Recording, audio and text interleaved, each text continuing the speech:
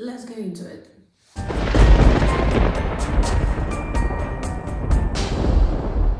Hey horror freaks, welcome back to my channel. My name is Amanda. If this is your first time here, don't forget to subscribe and hit the bell icon so you can get a notification every single time that I post a video, and I post every single Friday.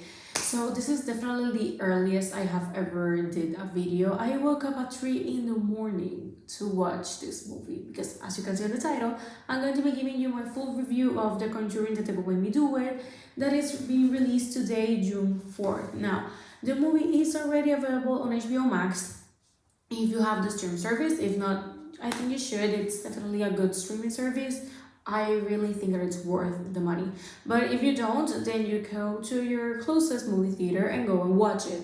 I didn't want to wait to go to a movie theater, so this is why I wake up at 3 in the morning.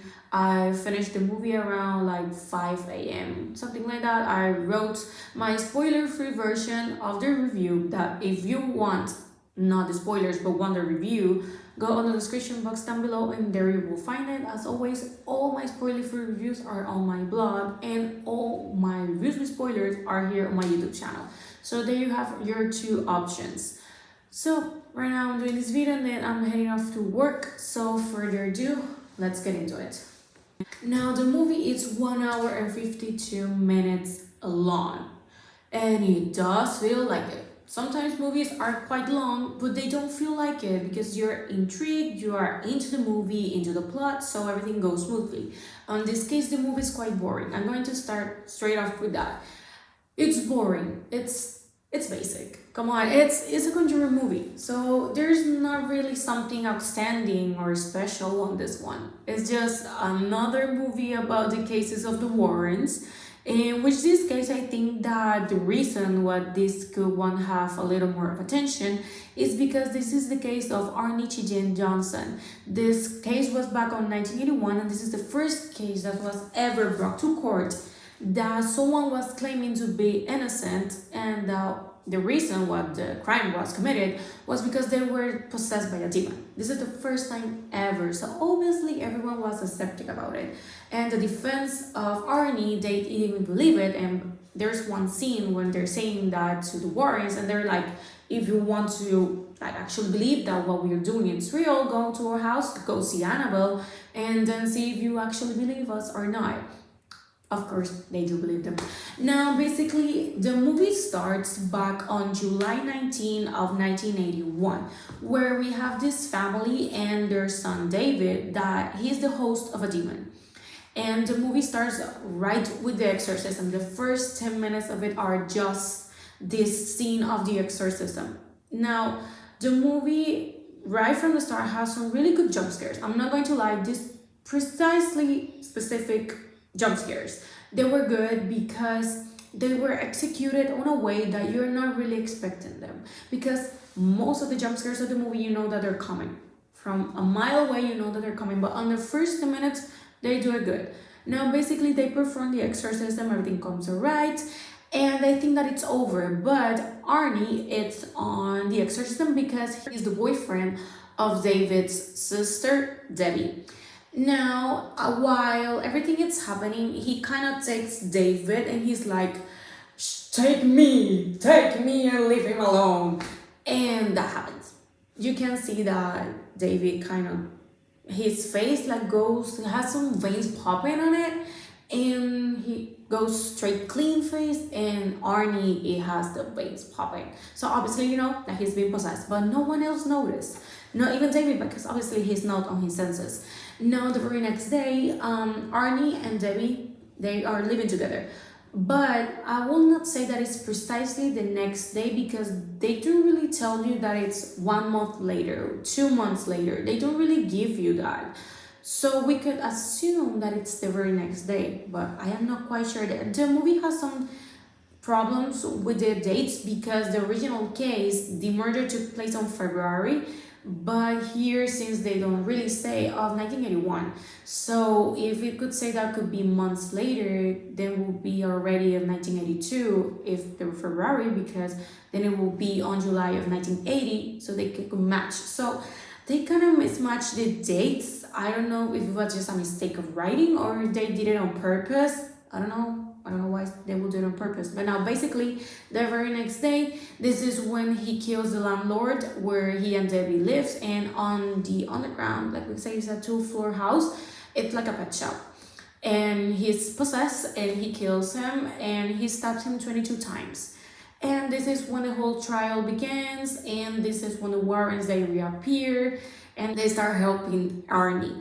Now, if you wanted to see how the trial went on, the evidence that they show, all that type of thing, they're not shown. Basically, the movie has only 2 scenes that are on court, that it's on the beginning of the movie and then at the end, that it's like 2 minutes, that it's basically Arne coming, all the press is on him, and then he's standing so they can hear the sentence. That's basically it. So the rest of the movie are the Warrens trying to investigate and find out who is the demon, why possessed David, why is possessing Arne.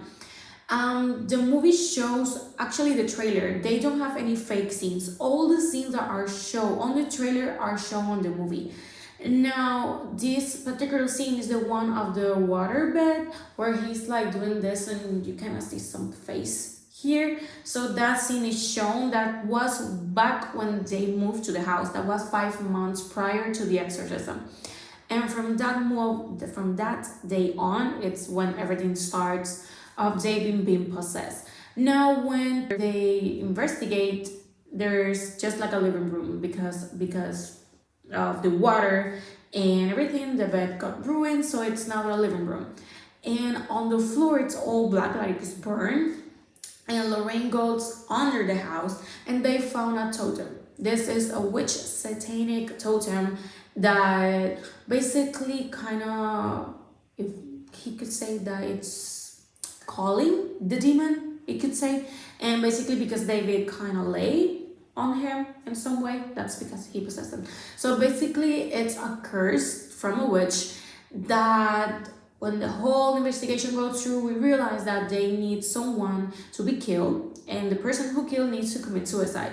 They need 3 times, they need to do that 3 times. So basically it will be like 6 victims.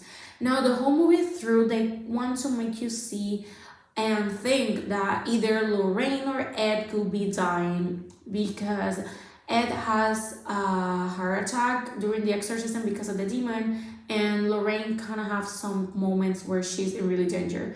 But if you know the real story, not just the case, but how actually Ed and Lorraine died, you know that this is not true and that nothing will happen to them. So that's on that. But really, this movie focused a lot on the love and the connection between Ed and Lorraine. I'm not saying that it's a bad thing, but I just wanted to give you there. They kind of give some flashbacks of how they met and they're kind of the love story just a little bit. Judy, their daughter, she appears on this movie too. Now, we eventually realize that all of this has been made by a witch, that she did like an agreement with, we could say, the devil or the demon precisely, that she will give a soul. But why? They don't really give you a much explanation. Maybe she could be living longer, have a trade with the devil. They don't really explain you. They just say you that satanic people, they shouldn't be like messed with and that they shouldn't be underestimated. Now, there's a feature of another priest that it's Father Krasner. I don't really know how it's actually pronounced, but he has some knowledge on that field.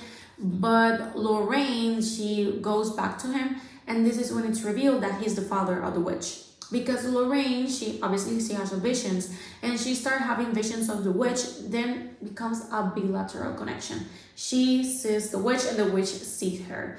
And Lorraine eventually kind of travels to where the altar is, because in order to break the curse, they need to break the altar.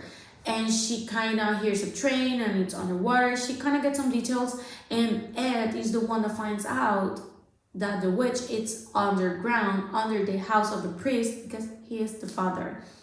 And she kills his father. And basically at the end, they're almost like being killed by the witch, but Ed breaks the altar, so the witch is killed by the demon because she didn't commit it to the basically the agreement that they have. Arnie, on the other hand, he is being possessed for most time of the movie, but we don't really see much. Like, the real protagonists here are just Ed and Lorraine. They don't really show much about the rest of the characters. Now, by the end of the movies, that we see the development of the case, and it's basically that Arnie was convicted by manslaughter. And basically, he only served 5 years. It was 10 to 20 years that the key could be serving, but he only served 5. Why, they don't really explain you. He and Debbie got married when he was on prison, and they're still married today. I don't really know much about where is Arnie now. I don't really investigate about the case until I finish the movie, because if you know about the case, then you will know how the movie ends and everything, although we have the mismatch on the dates. But basically, if you know about the case, it's a huge spoiler on the whole movie through, even a bigger than I just told you. So the movie itself, like I say, it's quite too long. I'm not saying that it's bad, because sometimes we need movies that to be long in order to give you all the details on it. But when you make a movie that feels so long, that's the problem. It's quite boring. Like I said, it's basic. So it's not an outstanding movie. For me, it's just decent. This is the type of movie that has the material to become an instant option for horror movie nights with friends if they get scared too easily. But this is definitely not the type of movie that I will watch on a daily basis. I am not a huge fan of the Conjuring Universe at all. I only like the first one. And the other ones, I don't like Annabelle or The Nun or The Curse of La Llorona. I don't like any of those. The second one of The Conjuring, it can be. But I'm not a huge fan of it. But still, I always gave myself the opportunity to watch them. And on this case, like I said, the only way I could watch this movie if I am watching something on cable and there's nothing else to watch, so I will watch it. If it was worth, like, me, like, waking up at 3 in the morning, definitely not. Definitely not, but I just did it because I needed to do this video, because I am about to head off to work and I come out at 2. The video comes out at 3, so obviously I wasn't having the time to watch the movie, record the video, and then post it. So that's why I did it. So that's all my opinion on it. Thank you so much for watching. Let me know in the comments if you have already watched it, if you want to watch it. How do you feel about the movie? If a sequel is coming, this question will always pop everything. This question will always pop regardless of the movie. If a sequel is coming or not. I don't know, because there are many cases still of the Warrens that they haven't been touched. But seriously, I don't think that they should.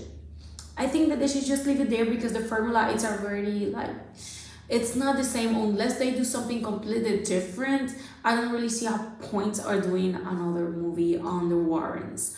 So I want to say though that Patrick and Vera, they're really good actors, and I really like how they portrayed Lorraine. And actually the ending of the movie is basically two of them like hugging and kissing and being happy. Like, love can beat all, even the devil, like that type of vibe thing. So basically, I have nothing else to say about it. So thank you so much again for watching this video. If you like it, don't forget thumbs up, share it with your friends, and I'm going to see you guys on the next video. Bye.